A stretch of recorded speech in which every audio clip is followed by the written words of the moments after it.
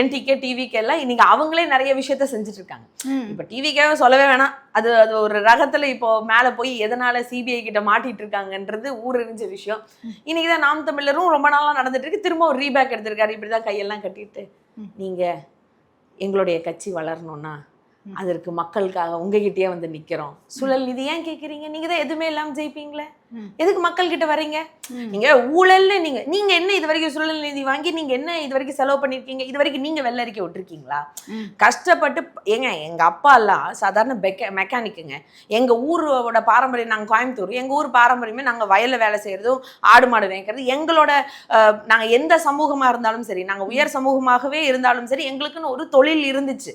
அந்த தொழில் தான் செஞ்சுட்டு இருந்தாங்க. இன்னைக்கு அந்த தொழில இருக்கக்கூடிய அந்த வயல்ல வேலை செஞ்சுட்டு இருந்த அவங்களுடைய குழந்தைங்க இன்னைக்கு நாங்க ஒரு இன்ஜினியராகவும் ஒரு டாக்டராகவும் இன்னைக்கு ஒரு கலெக்டர் ரேஞ்சுக்கும் நாங்க வரோம்னா இந்த அளவுக்கு எங்களை கொண்டு வந்து நிறுத்தினது இந்த திராவிட இயக்கங்கள் தான். அதுல எந்த மாற்று கருத்தும் இல்லை. இதை திராவிட மண்ணுன்னு சொல்லக்கூடாதுன்னா அது எங்களால முடியாது. நீங்க தமிழ்னு ஒரு மொழியில எங்களை பிரிக்கணும்னு நினைச்சீங்கன்னா நாங்க திராவிடம்னு சொல்லி எல்லாத்தையும் இணைச்சு நிற்போம்.